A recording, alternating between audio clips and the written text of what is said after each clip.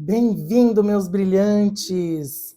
Vamos lá, continuando o nosso estudo, que tá bom demais. Só que lembre, brilhante, se você está chegando neste momento no canal, é importante que você assista aos outros vídeos, porque eles são complementares. Então, pode ser que fiquem algumas dúvidas. Como é uma sequência de estudos de um livro, tá bom? Então, lembre sempre, se você perdeu algum estudo, tente assisti-los na sequência, tá bom? Então, vamos lá? Vem comigo, vamos entender, vamos continuar a nossa leitura e o nosso aprendizado. Bora!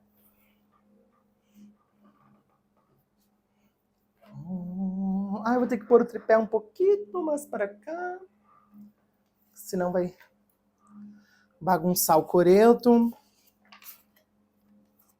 Aí já viu.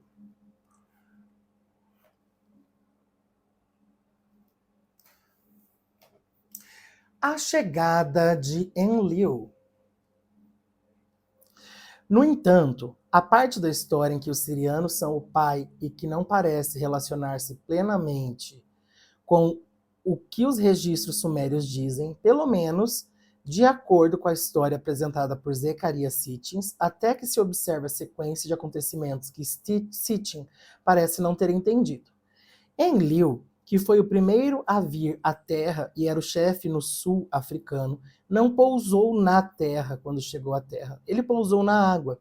Por que ele foi para a água? Porque era onde estavam os golfinhos e as baleias. Os golfinhos e as baleias eram o nível mais elevado de consciência desse planeta e ainda são. Em simples termos galácticos, Enlil precisou ir para o oceano para... Vou dar mais um zoom, hein? Obter permissão para viver e garimpar ouro aqui na Terra. Por quê? Porque este planeta pertencia aos golfinhos e às baleias. E é uma lei galáctica que se deve obter permissão antes que uma raça de fora do planeta possa entrar num sistema diferente de consciência. De acordo com os registros sumérios, Enlil permaneceu com eles por muito tempo. E quando finalmente se decidiu a ir à Terra em meio humano, era meio humano, meio peixe. A certa altura, Enlil tornou-se inteiramente humano. Isso foi descrito nos registros sumérios. Vejam, o terceiro planeta a partir de Sirius B, que alguns chamam de Oceana, por acaso é o planeta de origem dos golfinhos e das baleias.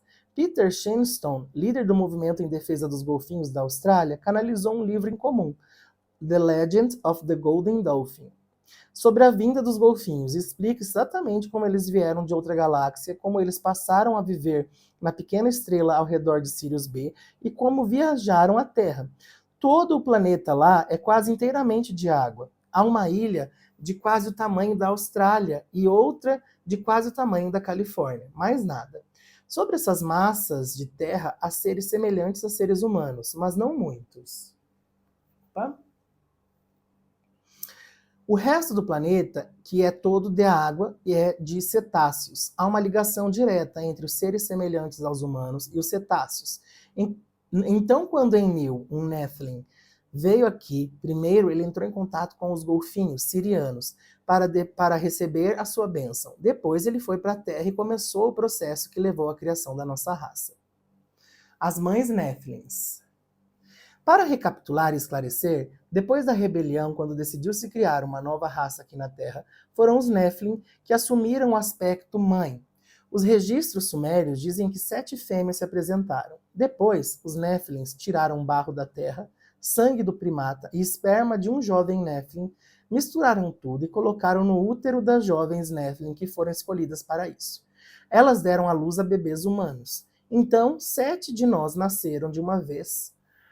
Não só um Adão e uma Eva, de acordo com as histórias originais. Éramos estéreis.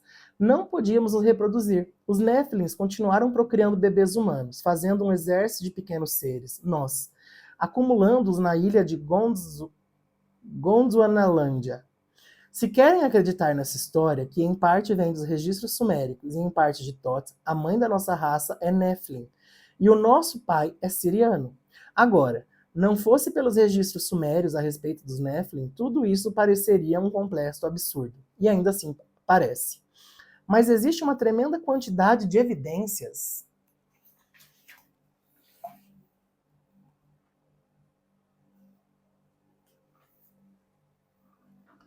científicas de que isso é verdade. Se lerem os registros arqueológicos, não sobre o pai siriano, mas definitivamente sobre a mãe Néfili. A ciência não entende como chegamos aqui. Vocês sabem que existe um elo perdido entre o último primata e nós.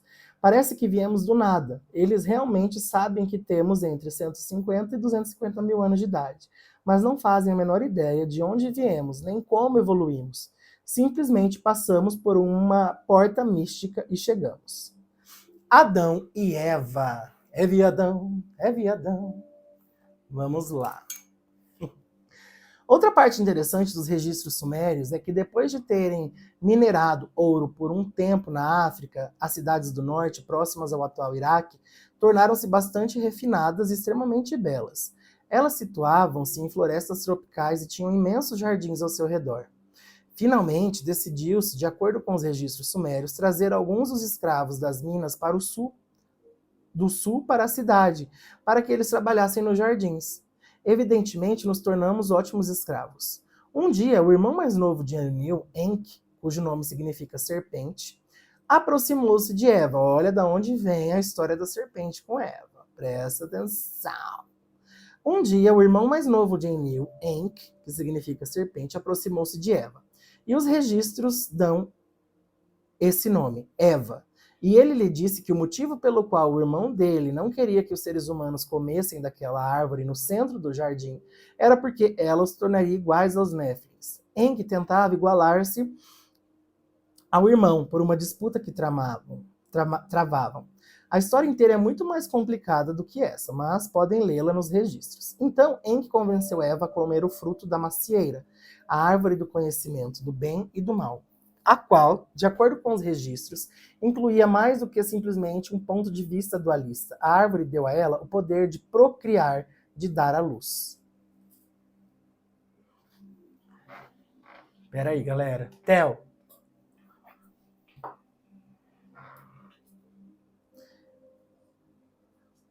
Assim, Eva encontrou Adão e eles comeram daquela árvore e tiveram filhos, os quais estão todos relacionados pelo nome nas tabuletas sumérias. Ora, pensem na história de Adão e Eva daqui por diante. Ambas as histórias, as do registro sumério e da Bíblia, Deus caminha pelo jardim. Ele está caminhando. Ele está num corpo de carne, o que é sugerido no Gênesis. Ele caminha pelo jardim chamando Adão e Eva. Ele não sabe onde eles estão. Ele é Deus, mas não sabe onde Adão e Eva estão. Ele os chama, eles vêm, mas ele não sabe que comeram da árvore que o fez ver que até... Ele não sabe que comeram da árvore até que os vê se escondendo por estarem envergonhados. Então ele entende o que fizeram. Abra sua mente para compreensão, gente. Isso aqui é papo de maluco mesmo, tá?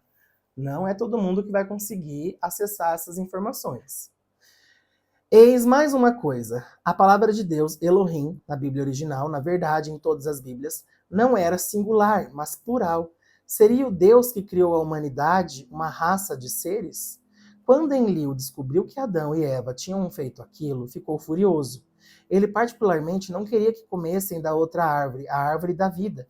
Porque, então, não só eles seriam capazes de procriar, mas também se tornariam imortais. Não sabemos se essas árvores são verdadeiras ou não. Pode ter sido um símbolo de algo ligado à consciência. Portanto, naquela altura, Enlil tirou Adão e Eva do seu jardim. Ele os colocou em algum outro lugar e os monitorou. Ele deve tê-los monitorados porque registrou o nome de todos os seus filhos e filhas. Ele sabia tudo o que estava acontecendo na família inteira. E foi registrado ao longo de 2000 anos, antes mesmo que a Bíblia fosse escrita. Desde a época de Adão e Eva, a nossa raça se desenvolveu em duas variedades. Uma que podia procriar e era livre, embora monitorada, e a outra que não podia ter filhos e era escrava. De acordo com os cientistas modernos, essa última variante continuou a garimpar ouro até pelo menos 20 mil anos atrás. Os ossos dessa segunda variedade que foram encontrados nas minas eram idênticos aos nossos. A única diferença é que não podiam ter filhos. Essa variedade foi completamente eliminada na época do Grande Dilúvio, aproximadamente 12,5 mil anos atrás. Há muito mais sobre esse assunto que lhe apresentaremos no momento certo. Falaremos sobre 4 mudanças de polo na Terra nessa obra. Quando Groenlândia afundou, quando a Lemúria afundou, quando a Atlântida afundou, ou que é o Grande Dilúvio, e o que está agora para acontecer. É importante compreender essa observação marginal. De acordo com Todd, o grau de inclinação do eixo da Terra e o grau de mudança dos polos, que acontece muito regularmente, de acordo com a ciência, tem uma relação direta com as mudanças de consciência no planeta. Por exemplo, a última vez que os polos mudaram de lugar, na época do Grande Dilúvio, o Polo Norte estava no Havaí. Entendo que isso seja discutível. Pelo menos era onde estava o polo magnético. E agora está praticamente a 90 graus de lá. Essa é uma grande mudança. Não foi uma mudança positiva, mas sim negativa. A nossa consciência diminuiu e não aumentou. O surgimento da Lemúria. De acordo com Todd, depois de Adão e Eva, houve uma importante mudança do eixo, que submergia Groenlândia. Gente, não sei falar isso.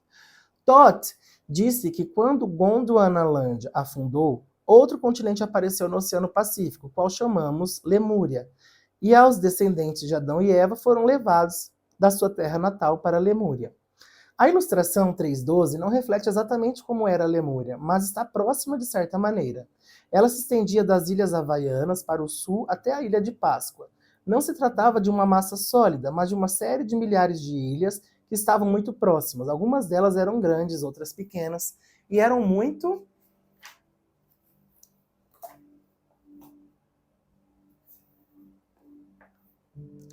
mais numerosas em conjunto do que mostrado pela ilustração. Ela era como um continente que mal emergia da água, um continente à flor da água. A raça de Adão foi levada para lá e pôde desenvolver-se por si própria sem a interferência dos Néfilins, até onde eu sei. Permanecemos na Lemúria por 65 a 70 mil anos. Enquanto estivemos na Lemúria, fomos muito felizes, tínhamos poucos problemas. Seguimos aceleradamente pelo nosso caminho evolutivo e avançamos muito bem. Fizemos muitos experimentos em nós mesmos, implementamos muitas mudanças físicas ao nosso corpo. Estávamos mudando a nossa estrutura óssea, trabalhando muito à base da espinha, aumentando o tamanho e a forma da nossa cabeça. Éramos mais orientados pelo hemisfério cerebral direito, feminino por natureza. Um ciclo evolutivo precisa escolher entre ser masculino ou feminino, assim como vocês quando vêm para a Terra. Vocês tiveram que tomar essa decisão, portanto, a nossa raça estava se tornando feminina. Na época em que Lemúria afundou, como raça, equivalíamos a uma menina de 12 anos de idade. Cadê Lemúria? Aqui, ó.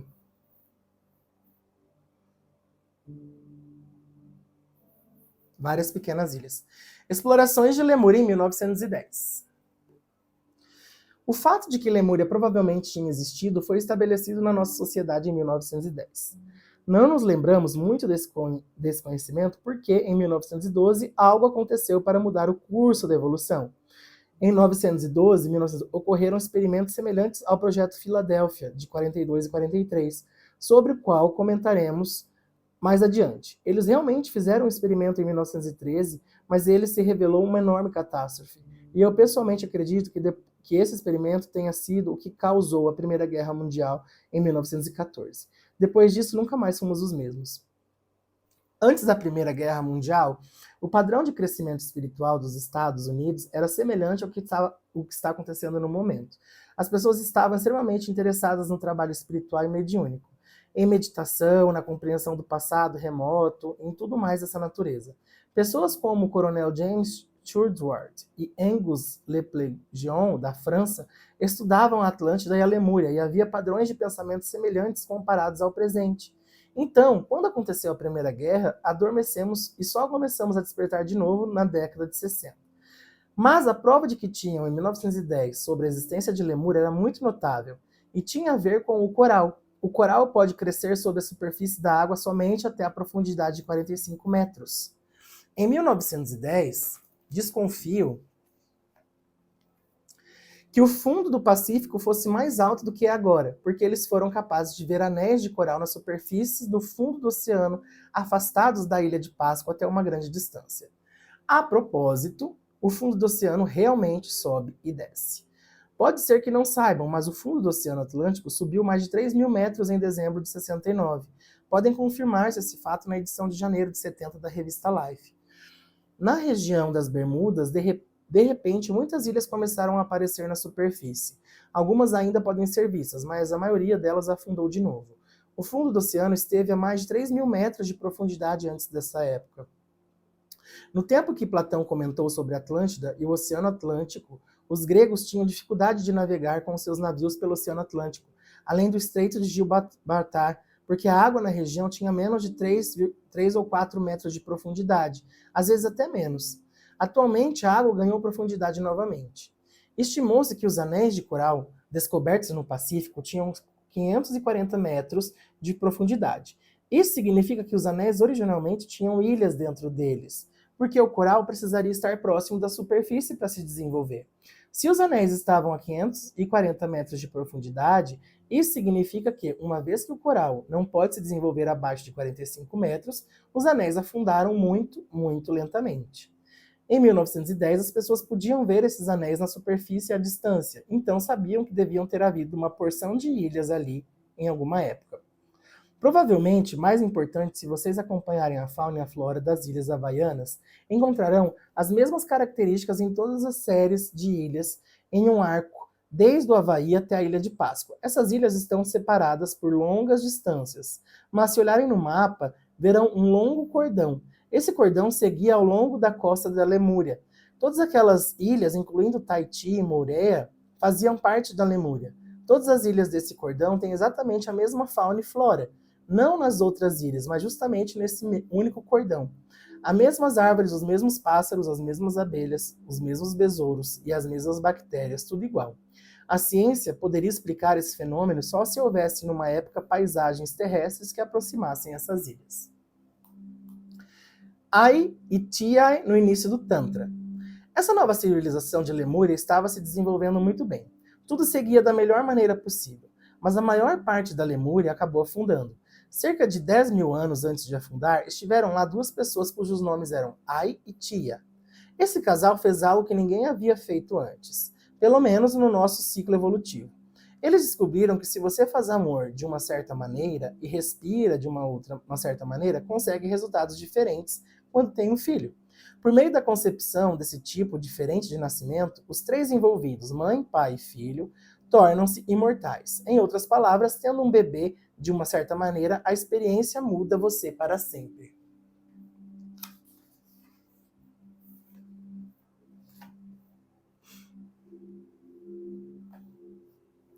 Ai e Tia suspeitaram de que tinham se tornado imortais. Estou certo por causa da sua experiência. Quando o tempo passou e todos começaram a morrer enquanto eles permaneciam vivos, as pessoas começaram a entender que eles realmente tinham conseguido alguma coisa.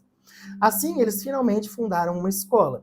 Até onde eu sei, foi a primeira escola de mistérios sobre a Terra nesse ciclo. Ela foi chamada de Nakal, ou Escolas de Mistérios, onde eles simplesmente tentavam ensinar como fazer essa coisa que chamamos ressurreição ou ascensão por meio do Tantra. O Tantra é uma palavra hindu para yoga, ou união com Deus por meio de práticas sexuais. Temos uma porção de coisas para aprender antes de entender exatamente o que estavam fazendo. Enfim, eles fizeram isso e então começaram a ensinar outras pessoas. Antes da Lemúria afundar, eles tinham construído aproximadamente umas 1000 pessoas, o que significa cerca de 333 famílias de 3 pessoas cada eram capazes de entender o que estava fazendo e demonstrá-lo. Eles eram capazes de fazer amor daquela maneira incomum. Eles não se tocavam de fato, na verdade, eles nem mesmo precisavam estar no mesmo aposento. Era uma relação sexual interdimensional. Eles ensinavam os outros sobre como fazê-lo, e isso estava levando a uma situação em que, em mais alguns milhares de anos, eles provavelmente teriam transformado a toda em uma nova consciência, a raça toda em uma nova consciência. Mas Deus, evidentemente, disse não era o momento adequado. mas eles tinham começado quando a Lemúria afundou. A Lemúria, como eu disse, era faminta, e os lemurianos eram muito mediúnicos. Eles sabiam que a Lemúria afundaria com muito tempo de antecedência. Eles sabiam disso com absoluta certeza. Isso não era nem ponto de discussão. Eles, então, se prepararam com muita antecedência. Levaram seus artefatos para o lago Titicaca, para o Monte Shasta e outros lugares. Até mesmo o grande disco dourado da Lemúria foi removido. Eles levaram todos os seus objetos de valor para fora do país e se prepararam para o fim. Quando a Lemúria finalmente afundou, eles estavam totalmente fora das ilhas. Eles tinham transferido do lago Titicaca para a América Central e para o México, até o norte do Monte Shasta. A Lemúria afunda e surge a Atlântida. De acordo com o que Thoth disse, o afundamento da Lemúria e o surgimento da Atlântida ocorreram no mesmo tempo. Durante outra mudança dos eixos, a Lemúria afundou, o que seria a Atlântida surgiu. A Atlântida era um continente bem grande, conforme é mostrado aqui na ilustração, já vou mostrar. A região sudeste dos Estados Unidos não ficava ali. Flórida, Louisiana, Alabama, Geórgia, Carolina do Sul, Carolina do Norte e nas partes do Texas estavam sob água. Não sei se a Atlântida era assim tão grande ou não, mas era bem grande. Realmente ela consistia nesse continente mais 9 ilhas. Uma ao norte, uma a leste, uma a sul e uma a oeste, que se estendia até onde hoje se situa os recifes da Flórida. Aqui é Atlântida, ó. Deixa eu dar um zoom.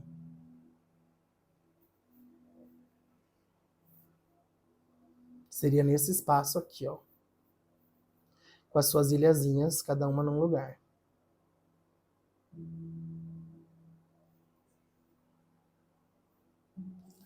Vamos ler essa nota? Em 27 de maio de 98, Aaron Duval, presidente da Egyptology Society de Miami, Flórida, anunciou que a antiga Atlântida foi encontrada próxima de Bimini, o que isso poderia ser cientificamente provado além de qualquer dúvida. Haviam encontrado uma imensa pirâmide submersa e tinham aberto câmeras hermeticamente seladas para expor registros que confirmavam o que Platão dissera sobre a Atlântica durante a época da Grécia Antiga. O Sr. Duval disse que apresentaria as evidências ao mundo antes do fim de 98 ou um pouco mais adiante. Será que ele apresentou, gente? Vamos pesquisar aí na internet se o Sr. Duval apresentou essas evidências de Atlântida. No próximo vídeo começaremos a unidade 4, Evolução da Consciência Abortada e a Criação da Rede Crística. Tá? Vamos falar dos lemurianos e como eles desenvolveram a consciência humana, a parte cerebral, tá?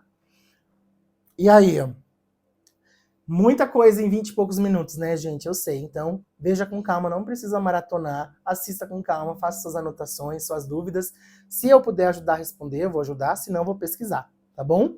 Não esqueça de curtir, de compartilhar esse vídeo com mais pessoas, porque pode ajudar o nosso trabalho. Beijo no seu coração, nos vemos muito em breve e brilha!